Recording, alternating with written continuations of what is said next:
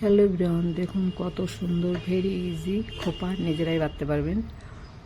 কত সুন্দর দেখতে।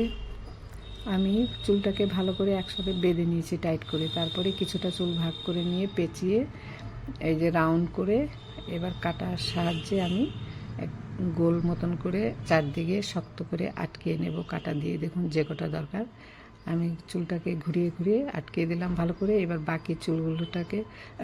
বাকি চুলটাকে ভালো করে দেখুন হালকা হালকা করে বেনুনি করে নেব। সবটা হালকা বেনুনি করে নিয়ে গাডার আটকে নিলাম নিচে, তারপরে বেনুনিটাকে রাউন্ড করে ওর চারপাশে আমি কাটা দিয়ে আবার আটকে দেব শক্ত করে, যাতে না খুলে।